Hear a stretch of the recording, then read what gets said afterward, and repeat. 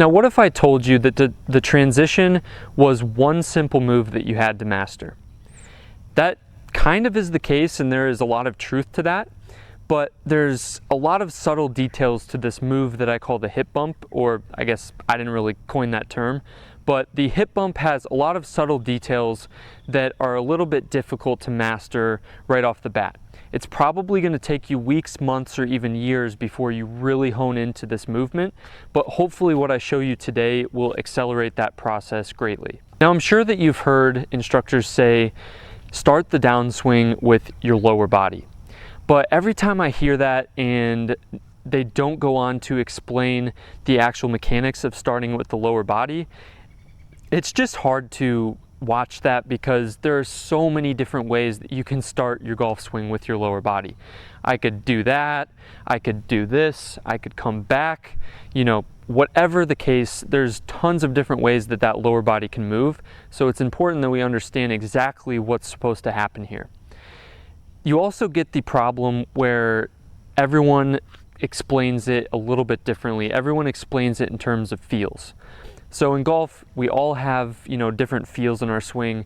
We, have this kinesthetic awareness that allows us to track where our club is during the swing, but it's all unique, all subjective to ourselves as golfers, and an instructor can never tell you what you should actually feel.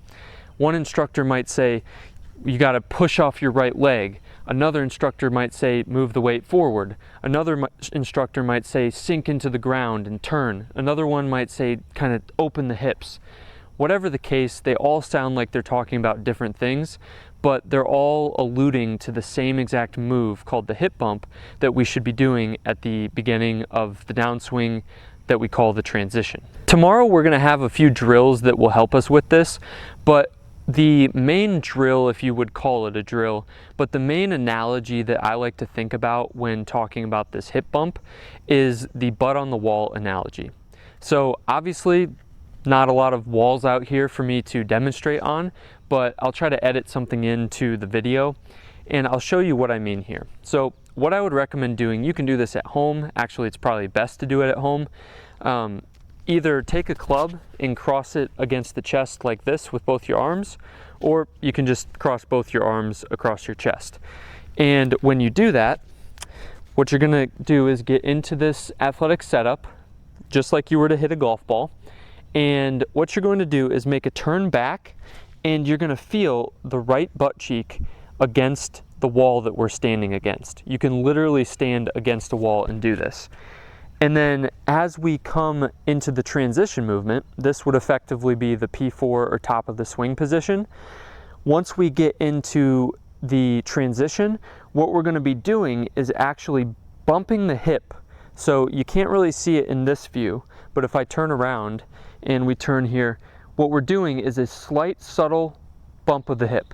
So if you see that, it's very subtle, just a tiny little bump, so that we're almost going from an angle with this left lead leg to a point where we've bumped it forward and we've almost got a straight up and down solid post that we're hitting against. So we talked about in the backswing that we have this right leg to act as a post and really contain us. We talked about that twisting, that clockwise twisting that the right foot will kind of feel during that backswing. But now on the downswing, we use the opposite leg to contain our swing and stay centered over the golf ball. So let's get back to this butt on the wall analogy. So far we've gotten to the top. Our right butt cheek is against the wall. And if we perform this hip bump correctly, what's going to happen is that right butt cheek is going to kind of slide against the wall forward. It's going to slide forward towards the target, and then it's going to gradually open like this until your left butt cheek touches the wall. And then as we go into the finish, the left butt cheek is going to continue to touch the wall that you're sitting on. So hopefully that makes sense. I'll try to, put as many visuals on the screen as I can here, but essentially what you need to focus on is you're always going to have at least one butt cheek or the middle of your butt touching that wall behind you. You never want to come forward or backward for that matter. If you go like this, then you're going to bust through the wall. Obviously, if you're actually using a wall, you can't do that, and that's why it's such a good exercise. But we don't want to do that. We also don't want to, I don't know how you would get your butt off the wall in the backswing, but you could certainly jump forward like this in the over the top move, and you can see my butt has come off of that wall. So that's just a useful exercise. You could even call it a drill. And I would just stand there at home. You could be watching TV, you could be, making dinner for the kids or whatever you're doing. Just get against that wall, put your hands like this, and practice. Just go back, kind of do the slight little bump, and then you turn. And the butt cheeks always touch the wall. Now, I'll also talk about some of the pressures. I did this last week and the week before, talking about the different pressures we're feeling in the swing.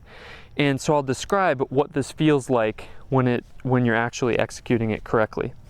So you come up here, and what I'm first going to feel at the top of the swing is a tremendous amount of tension in that IT band on the right side.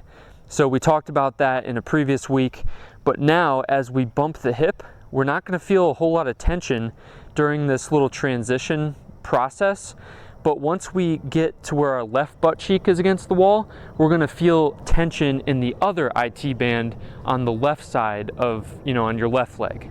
I know that this is just the transition section, but this butt on the wall drill actually encompasses the whole swing, so I don't want to leave it incomplete for you. So we get to the top, you feel the tension here, then we kind of make that subtle hip bump where we're moving those hips forward a little bit. And then as we come through here, you're going to feel lots of, tension on the outside of your left leg or the IT band there. And then as you turn even more, as we're making this turn through the follow through, you're going to notice that tension starts up here and then it almost kind of comes down towards your knee. It's all one piece, one muscle that you got there, but it's going to kind of move down your leg as you, push into that left leg and use it as a solid left leg post. Now, to cap this lesson off, I want to talk about why we're doing this hip bump. And the reason why is twofold. Number one, as we talk about, we want to maintain a steady center over the golf ball. I've talked about how in the backswing, we want to see that head stay steady, whether it be vertical or horizontal, left to right. But once we get into the transition, the head's going to slightly move a little bit. But when it moves, it's only moving slightly, and it's kind of the result of this spinal tilt that happens when we do this hip bump. Now, if we were to just turn back to P4, and then the first move down is that over the top movement, where we're just going to our left side and transferring all of the weight at once, you'll see that the head moves forward a lot. So the only way that we're going to keep that head semi-steady and this little center point in our right below your neck, which is actually the center of the swing, the only way that we're going to keep that steady is by bumping the hip. So when we bump that hip, you can see that it allows us to make our full turn while keeping everything over the ball still.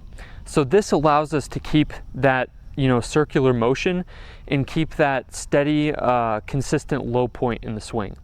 What it also does in the down the line view is you're up at the top, you're at your steepest plane angle, and then when we bump the hip, I haven't done anything but just bump that hip a little bit, and you can see that club, without my arms doing anything, I'm not trying to pull them down, I'm not trying to drop them or do all of this stuff, I'm just leaving them there.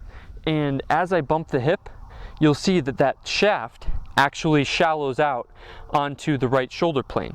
So in effect, this hip bump allows us to stay centered over the golf ball, and it also drops that right shoulder moving down the right shoulder plane and gets us in what we call the slot, as I talked about earlier. I know this lesson was a tiny bit shorter than some of the other ones that we've seen with the swing, but I want to keep it intentionally short so that we can focus in on this hip bump. I don't want to add any other confusion, nothing else to this particular lesson. I want you to really focus on that butt against the wall drill, where you're putting your hands on your chest and, right butt cheek, hip bump, The right butt cheek slides against the wall during that hip bump, and then we gradually open the hips and return them to square. So we're coming from the 45 degrees that they've turned back, we're kind of bumping them so that we still are at 45 degrees, and then we're using that left leg as a solid post in the ground, keeping the left knee just a tiny bit bent so we have some leverage, and turning and slightly opening that until we get to the square position with our hips. And if you do that correctly and you just leave the hands up at the top, the hands, arms, all of that kind of stuff, the shoulders are gonna come in and drop into the slot just like you want them to without trying to do anything. Hopefully this makes sense. I know it's very subtle, lots of little details, but really focus in, practice it for months and months and months, and I promise you your ball striking will improve so much if you can get this right.